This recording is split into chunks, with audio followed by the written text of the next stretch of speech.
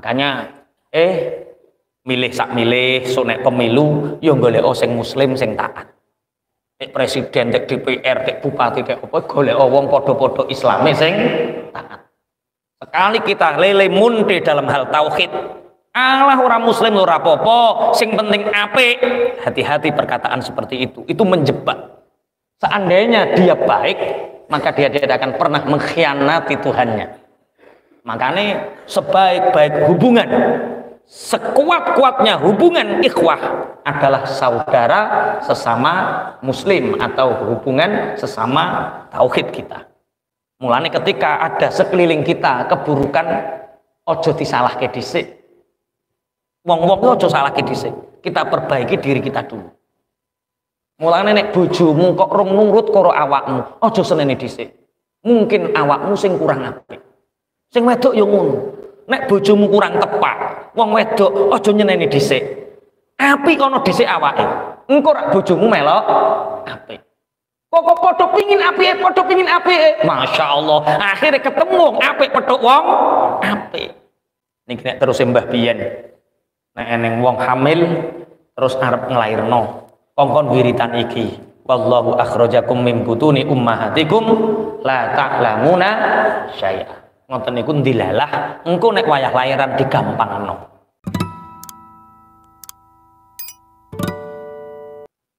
وضرب الله مثلا الرجلين أحدهما أبكم لا يقدر على شيء وهو كل على مولاه أينما يوجه لا يأتي بخير هل يستوي هو ومن يأمر بالعدل وهو على صراط مستقيم. Sing nomor loro, Allah memberikan perumpamaan orang kafir dan orang mukmin. Orang kafir diibaratkan seperti orang yang bisu, yang tidak mampu berbicara. Wong bisu. Nek dikongkon apa-apa keliru. Aina ma yuwajjihu la ya'ti bi khair. Ketika dipanggil oleh juragannya, diperintahkan sesuatu yang dilakukan tidak sama yang diperintahkan. Itu perumpamaan budak. Umpama kowe duwe budak bisu, di samping bisu wuto misalnya. Sampeyan duwe budak model ngoten niku seneng napa mboten? Ya ora ngarai iso seneng, wong diperintah ya ora iso nglakoni, apa-apa ora iso. Kuwi ae budak. Apa neh pangeran? Umpama kowe duwe pangeran ndang klera-kleru. Wong budak wae nek bisu nek wuto dikongkon apa kleru kuwi budak apa nek pangeran. Karo wong Islam sing netepi tauhid wa may ya'muru bil adl, dengan orang mukmin yang selalu berjalan atas keadilan, wa huwa ala siratim mustaqim, mereka di jalan yang lurus yaitu dinul Islam, tidak sama.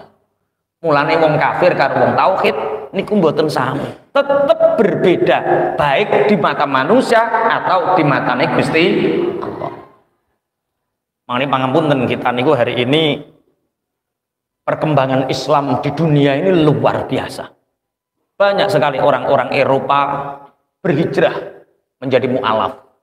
Tapi di satu sisi yang lain, di negara-negara yang Islam menjadi minoritas seperti India, hari ini miris melihat teman-teman saudara muslim kita di India. Akhlak mereka bagus, tapi tetap mereka selalu dicerai karena menjadi minoritas. Makanya milih sak milih sonek pemilu yo golek sing muslim sing taat. Nek presiden, nek DPR, nek bupati, nek apa golek wong padha-padha islame sing taat. Sekali kita lele munte dalam hal tauhid, Allah orang muslim ora apa-apa, sing penting apik. Hati-hati perkataan seperti itu menjebak. Seandainya dia baik, maka dia tidak akan pernah mengkhianati Tuhannya. Makanya sebaik-baik hubungan, sekuat-kuatnya hubungan ikhwah adalah saudara sesama muslim atau hubungan sesama tauhid kita. Iyo nek mayoritas wong kafir mayoritas Islam, maka orang kafir ini pasti terawat dengan baik. Indonesia sampai hari ini toleransi begitu terbuka karena apa? Pemimpinnya muslim, mayoritasnya muslim. Ketika Sayyidina Umar bin Khattab menjadi khalifah di Palestina, ketika Amirul Mukminin Sayyidina Umar bin Khattab menaklukkan Palestina, gereja dibiarkan, wihara dibiarkan. Karena apa? Karena pemimpinnya muslim. Tapi ketika pemimpinnya sudah tidak muslim, masjid pasti dihancurkan, orang-orangnya pasti ditindas. Kita bisa lihat hari ini, di mana muslim itu minoritas, maka tidak ada toleransi. Tapi di mana muslim mayoritas seperti Indonesia, toleransi pasti apa? Karena Islam mengajarkan seperti itu, berbuat baik terhadap manusia, baik yang muslim atau yang tidak muslim. Makanya ojo gampang terkecoh, lah ora apa-apa gak Islam, sing penting apik. Gak boleh seperti itu. Yo Islam, yo apik. Bismillahirrahmanirrahim, termasuk fadilatut tauhid. Orang kafir itu seperti orang bisu yang tidak mampu melakukan sesuatu yang diperintahkan Tuhannya pun, bendorone merintah, dia tidak akan pernah mampu. Berbeda dengan orang muslim yang dia kemanapun akan membawa keadilan. Ini kalau cerita di mana Islam menjadi mayoritas, keadilan akan ditegakkan, toleransi akan terbuka. Tapi kalau muslim menjadi minoritas seperti di India, seperti di mana? Myanmar, dibakar, dibunuh, diopeng, ngeri. Lihat Indonesia, karena apa? Muslimnya mayoritas, pemimpinnya muslim. Bismillahirrahmanirrahim. Wa huwa ala siratin mustaqim. Makanya Islam akan selalu mengajarkan seperti itu. Makanya sampean pernah tak ceritani dulu. Ana wong tuwa, seorang muslim yang soleh. Cara wong saiki ngono wis bar pensiun, penggawean wis ora duwe. Wis tuwa cah. Nandur-nandur kates, menanam pepaya. Ora sakeh pitung wit rak yo wis apik, nggo rumatan nek esuk nggo siram-siram.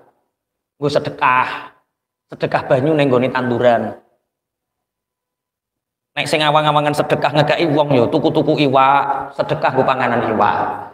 Ning jero omahe dikai akuarium. Nggo sedekah ning gone, nek iso sedekah, nek awan iso sedekah. Ini dia sedekah ning gone pepaya, tiap hari menanam, dirawat mulai cilik sampai gede, tambah api, tambah api. 7 pepaya ini dirawat. Karek wis woh, banyak buahnya. Ana loro sing mulai mateng. Sesuk ape tak pangan iki. Mateng. Jere bojone kok ngenteni sesuk to, Pak? Sing loro ku wis ilang. Wah. Sewedeh lenger-lenger. Jere bojone wis tak kandhani to. Mumpung ndang dipangan saiki kok ngenteni sesuk. Sing bojone muwen. Wis terasa sedih, Pak. Jere bojone. Wong kates loro regane pira? Kok bu angen-angen sampai kaya ngono kok meneng ae lenger-lenger. Tuku ning pasar kono lho. Jere wong tuwa sing nandur kates niki, sing lanang, "Bu, aku sedih iku ora kok perkara kelangan kates. Aku sedih iku mikirno malinge. Perkosone ya Allah. Nyolong kok dari jam 2 bengi. Menek pager jek menek kates rekosone ndae. Lah piye, Pak? Ya wis, Bu. Ana sing mateng lho, mateng loro. Alah sesuk, Bu. Bareng saya dititah ini ilang maneh. Sedih neh, ngesakno Bu ya wis 4 katese sing ilang. Lah piye, Pak? Wis ngene ae, esuk nek eneng sing mateng dikai ondo. Ben maling gak kangelan. Lho iki wong Islam iku kudu ngene kok mbok guyu ki piye? Lho, nek sampeyan lak gelo. Oh, iku urung muslim tenanan niku. Iya. Nek ketok iku awakmu cah, kok ketok. Piye Bu? Ya wis karek sampeyan Pak, wong sing nandur-nandur ya sampeyan. Akhirnya suami istri niki wong tua loro niki klutak masang ondo. Perkara ini ana loro neh iki ben umpama nyolong ben gak kangelan. Ngesakno cah wong trimo kates lho. Bengi-bengi jam 2 kok ya penekan dikai ondo. Bareng hari berikutnya dikai ondo. Ora kalong, Pak. Lho. Kok gak kalong leh, Bu? Ya wis nang dipek ngono. Gak sesuk wae. Ternyata beberapa hari sampai wis iki cara ngono kates wis mengkhawatirkan ya wis dicukup. Kan 7 kates banyak dikai ondo kabeh. Gak kalong. Iki kok neng ndi malinge? Pagi hari menjelang Idul Fitri ada seorang pemuda membawa pepaya yang jumlahnya 6. Mateng-mateng api-api. Assalamualaikum Mbah. Waalaikumsalam. Jenengan sinten Nak? Mangke. Ora cak hari. Sepindah silaturahim Mbah sing nomor kalih niki kula maringi jenengan kates Mbah. Lho kok kates? Kok ngerti senenganku? Nggih Mbah. Kula niku asline sing nyolong katese jenengan. Niki kula balekno 4. Lah sing loro niki damel jenengan. Lah kok gak mbok cukup le? Kula niku angen-angen Mbah. Kula kinten katese sampean tak colong, saya mencuri katese jenengan, tak kira jenengan niku susah, terus mangkel, terus piye? Ternyata kok tambah jenengan paringi ondo. Lah kula niku mikir ya Allah, ana wong ikhlas ngene kok tak colong kates. Sejak saat itu futuh. Hatiku terbuka. Pikiranku terbuka sehingga saat itu aku berjanji kepada Allah, berjanji terhadap diriku, aku tidak akan pernah mencuri lagi. Matur nuwun Mbah yo ngoten. Artinya dari ini kita bisa belajar bahwa kebaikan yang kita tanam kepada orang lain itu akan mutaaddi, berentek membawa kebaikan-kebaikan yang lain. Keburukan hati, keburukan perilaku itu juga akan berentek nulari keeleane wong liya. Mulane sampean kok duwe kanca kelakuane jek elek, aja salahke kancamu dhisik. Mungkin ati ngukum ikhlas ngapiki kancamu. Soale wong elek niku kadang-kadang kesababan awake elek. Lho, gak percaya Cak. Sampean ayem golek ana wong sumpek telu kon crita kesumpekane ning ngene sampean. Kira-kira wong telu sing cerita sumpeke ning wong sitok iki, kira-kira wong sitok iki sumpek apa ora? Karek wonge. Nek wonge duwe nurul asrar, duwe cahaya rahasia yang dengan cahaya ini plek, orang-orang yang sedih ini mendapatkan pencerahan dan kebahagiaan. Wong iki yuk menter.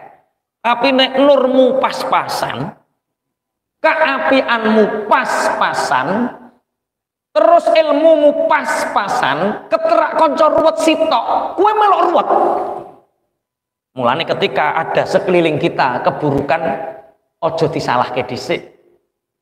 Wong-wong ojo salahke dhisik. Kita perbaiki diri kita dulu. Mulane nek bojomu kok rung nurut karo awakmu, ojo seneni dhisik. Mungkin awakmu sing kurang apik. Sing wedok yo ngono. Nek bojomu kurang tepat, wong wedok ojo nyeneni dhisik. Apik kono dhisik awake. Engko rak bojomu melok apik. Kok padha pingin apike, padha pingin apike. Masyaallah, akhirnya ketemu apik petuk wong apik. Kadang kan mboten. Aku lho kurang piyene to Pak karo sampean. Ya ono ya ini lho kurang piyene wong kaya aku, cek mbok larakno terus. Kurang piyene wae. Kuwi kadang bojo dikono ngono. Allah itu kono ngono kok. Aku kurang piyene ya Allah. Duha wis tak lakoni, tahajud apa-apa tak lakoni, lah kok cek ngene wae urip. Lah yo tambah Allah disalahno. Ya Allah ya Rabb ya Karim. Pun inna sholati wa nusuki wa mahyaya wa mamati lillahi rabbil alamin. Walillahi ghaibus samawati wal ardh wa ma amrus sa'ati illa kalamhil basari aw huwa aqrab. Innallaha ala kulli syai'in qadir. Allah lah yang mempunyai samarnya kerajaan langit dan bumi. Apa yang tidak tampak di langit, apa yang tidak tampak di bumi, semua atas kendalinya Gusti Allah. Wa ma amrus saati illa kalamhil basari ahuwa aqrab. Dan tidak ada urusan kiamat kecuali hanya sebentar sekali, seperti sakedep meripat atau lebih dekat. Kulo di Ahad bertemu dengan salah satu korban tsunami yang ada di Palu tahun berapa itu? 2018 Palu. Beliau menceritakan bahwa saat itu korban tidak bisa dideteksi berapa jumlahnya, karena Palu itu pantai lautnya berdekatan dengan kota, langsung menerjang kota. Beliau salah satu kiai yang ada di sana bercerita saat kejadian ayat ini, wa ma amrus saati illa kalamhil basari aw huwa aqrab. Tsunami ku cepete ku sak kedipan. Jadi gempa dan orang-orang lari ke atas gunung, kelihatannya tenang, orang-orang kembali ke rumah.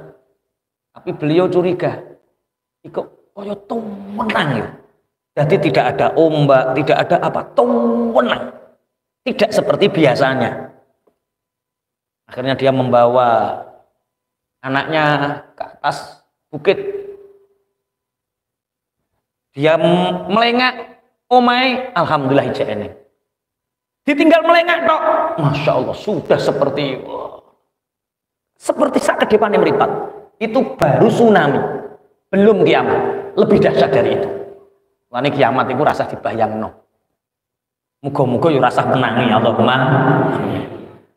Karena kedahsyatan kiamat nih, kiamat itu sesuatu yang pasti terjadi. Wa yas'alunaka 'anis sa'at. Mereka bertanya kepada Muhammad tentang kiamat. Ayyana mursaha. Qul innama ilmuha inda rabbi. Katakan bahwa kiamat itu tidak ada yang tahu hanya Gusti Allah. La yujalliha liwaqtiha illahu. Tidak ada yang bisa menjelaskan la yujalliha liwaqtiha, kapan waktunya kiamat, illahu, kecuali Allah.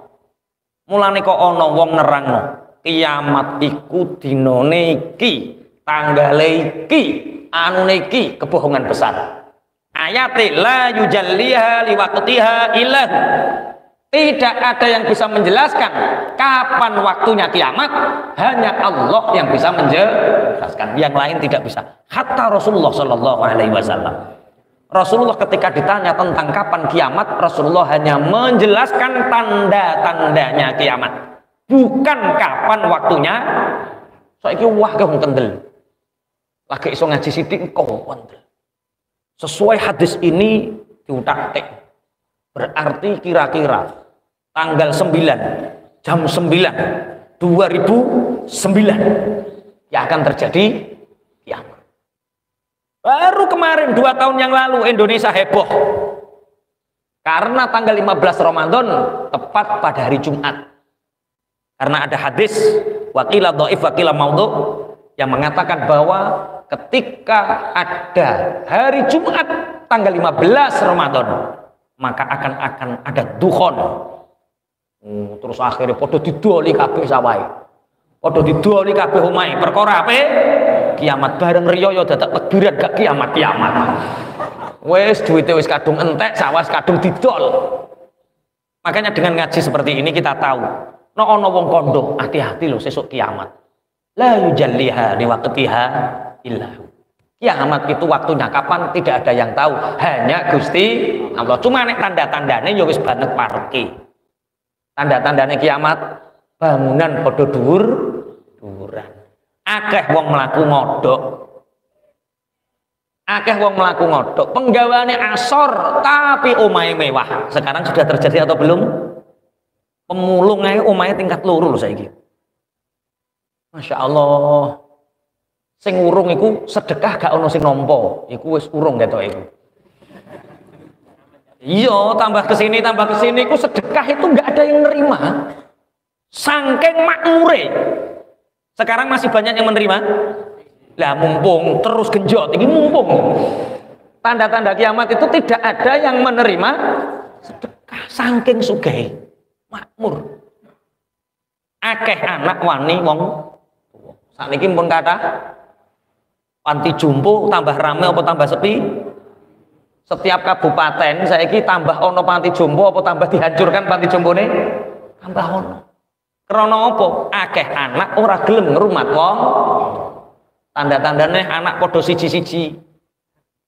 Timbang kowe melok kono geger, melok kene geger, ayo kos dhewe gawe omah dhewe, wong tuane ben urip dhewe. Oh, enak. Wis akeh kejadian. Antalidal ammatu rabbataha. Akeh wong tua didadekno budak karo anake. Sudah banyak terjadi. Wong tuane kon kerja, anake sing ungkrang-ungkrang. Sudah banyak terjadi. Wa ma amru saati illa kalam hil basari aw huwa aqrab. Innallaha ala kulli syai'in qadir. Dan sungguh Allah Maha berkuasa atas segala sesuatu. Tentang keajaiban tauhid ini ada satu kisah, muga-muga menawa sampean ben iso tindak haji tindak umroh, Allahumma amin. Hukiya anak Ibrahim Al-Wasiti rahimahullah ta'ala kana waqifan bi Arafah. Ini ada satu kisah Ibrahim Al-Wasiti sedang wukuf di Arafah. Wa fi yadai sab'atu ahjarin. Ibrahim Al-Wasiti ini membawa 7 batu di Arafah.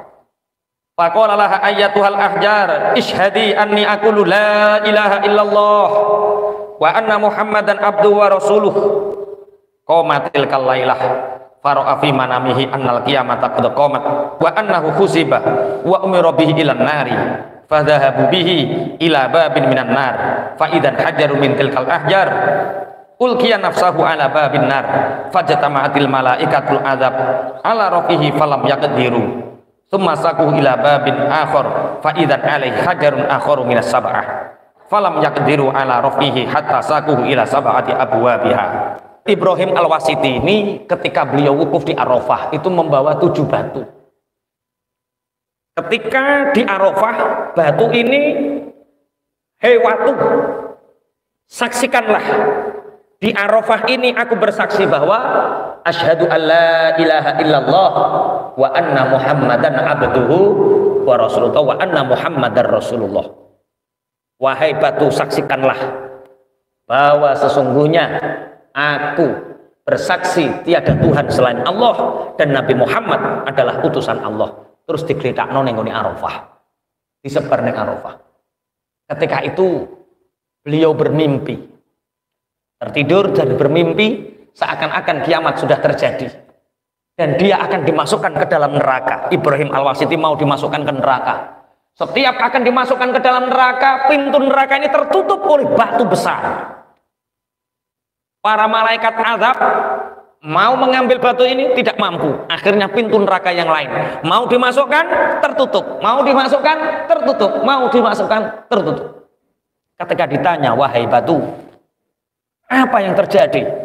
Wahai malaikatul azab, aku adalah batu yang menyaksikan bahwa Ibrahim Al-Wasiti bersaksi la ilaha illallah Muhammadur Rasulullah. Lan esuk nek jenengan saged wukuf teng Arafah, aja lali nggawa watu pitu. Terus wacana syahadat asyhadu alla ilaha illallah wa asyhadu anna Muhammadar Rasulullah, tinggalkan di Arafah. Maka batu ini nanti di akhirat akan menyaksikan kepada kita, akan bersaksi kepada kita bahwa kita adalah orang-orang yang bertauhid. Allahumma amin. Wallahu akhrajakum min butuni ummahatikum la ta'lamuna syai'a wa ja'ala lakumus sam'a wal absara wal af'idah la'allakum tashkurun. Wallahu akhrajakum min butuni ummahatikum la ta'lamuna syai'a. Allah mengeluarkan kalian dari perut ibu kalian dalam keadaan tidak mengetahui segala sesuatu. Niki nek terus mbah biyen nek eneng wong hamil terus arep nglairno kongkon wiritan iki wallahu akhrajakum min butuni ummahatikum la ta'lamuna syai'a. Ngoten niku ndilalah engko nek wayah lairan digampangno. Tapi kula gadah ijazah. Diijazahi malih saking kiai, nek eneng wong ape nglairno kok suwi gak lahir-lahir, kepingin selamat lairane, gampang lairane, pacane Hannah waladat Maryam, Maryam waladat Isa, ukhruj ayyuhal maulud bi qudratil malikil ma'bud. Tapi sing masyhur wong-wong iki, wallahu akhrajakum min butuni ummahatikum la ta'lamuna syai'an. Iku nek kepingin gawe ayat Al-Qur'an mbok gawe jimat, mbok gawe donga. Allah mengeluarkan kalian dari perut ibu kalian dalam keadaan tidak mengetahui sesuatu. Awake metu saka perut ibu kita tidak mengetahui apa. Wa ja'ala lakumus sam'a, dan Allah menjadikan untuk kalian pendengaran, wal absara dan penglihatan, wal afidah dan hati yang menghendaki, hati sing duwe karep, la'allakum tashkurun, agar kalian semua bersyukur. Ini kita bisa mengambil hikmah. Di beberapa tafsir, kitab tafsir yang lain diceritakan bahwa Allah mendahulukan pendengaran daripada penglihatan. Jadi di sini ada 3. La ta'lamuna syai'ah itu akal. Kemudian sam'a pendengaran. Terus absar itu penglihatan. Terus afidah itu hati yang penuh keinginan. Pertama, Allah menjadikan sam'a pendengaran. Ternyata pendengaran ini, orang yang bisa bicara itu karena apa? Mendengar. Kalau orang tidak bisa mendengar, maka dia tidak bisa bicara, karena dia tidak pernah mendapatkan informasi apa-apa. Makanya pangapunten, wong wuto karo wong bisu kopok niku masih masyakoh abot wong bisu. Karena apa? Orang buta masih punya pendengaran, yang dengan pendengarannya itu dia pangapunten mendapatkan informasi, mendapatkan ilmu, sumber ilmu, pendengaran. Maka didahulukan oleh Allah, wa ja'ala lakumus sam'a. Sing kula jenengan waos Rotib Haddad sahabat dan ngaji, setelah ngaji itu yang mengarang namanya Abdullah bin Alwi Al-Haddad. Beliau itu buta dari usia 7 tahun, tidak melihat dunia, tapi karyanya ratusan. Habib Abdurrahman bin Umar Al-Atos sing duwe Rotibul Atos dan banyak karya karangan kitab itu juga buta. Nek cara tentuban enten Mbah Yai Kosam niku nggih wuta, nggih hafid Quran, nggih alim. Bapak Gus Hafid. Santri kene sing awal-awal ya ana bocah wuta, bocah genjor, ana bocah gedung adem. Hafid 30 juz, ngerti alim. Wuta. Dia walaupun buta masih punya pendengaran. Nah, sing aneh iku ya sampean ya ora wuta, ya ora bisu, ya ora apal. Lah kuwi aneh. Aneh iku. Ya ora ngarang, ya aneh tenan iku. Lah yo cerita. Dengan pendengaran ini kita mendapatkan semua sumber informasi. Sumber informasi, sumber ilmu. Makanya ketika bayi lahir, bukan matanya yang disebul. Ketika bayi lahir, apa yang dilakukan? Azan. Di mana azannya? Di telinga kanan, kemudian iqomah di telinga kiri. Pendengaran. Sesuai hadisnya Rasulullah Shallallahu Alaihi Wasallam, man walada lahu mauludan fa adzana fi udhunaihi al-yumna wa aqama fi udhunaihi al-yusra lam tadur lahu ummus sibyan. Ketika kalian punya anak, kemudian azani kuping tengen, iqomai kuping kiwa, maka ummus sibyan tidak akan pernah bisa mengganggunya. Ummus sibyan itu apa? Setan, iblis sing ganggu bocah cilik. Ora bocah cilik tok. Sing nggarai perceraian niku jenenge sapa? Ora apal. Wis ora sah roh dhisik. Nggo tambahan. Jadi banyak perceraian itu diakibatkan bukan karena perilaku, tapi karena bisikan-bisikan iblis. Di antaranya jemuran pakaian yang tidak dimasukkan ke dalam rumah. Jadi nek ubah-ubah, nek urung garing, yo kayak neng omah tutupi. Karena baju yang belum dimasukkan ke dalam rumah itu dia akan dimasuki oleh setan yang mengakibatkan setan itu menutup hati suami istri, menyebabkan jauhnya suami istri. Kemudian setan itu juga bisa masuk dari pintu dan jendela yang ketika malam hari tidak ditutup. Mulane nek arep turu, jendela lawang ditutup, pakaian-pakaian dimasukkan ke dalam rumah. Bismillahirrahmanirrahim. Pendengaran ini adalah pertama yang difungsikan ketika kita lahir, yaitu dengan adanya apa? Azan, dengan adanya apa? Iqomah.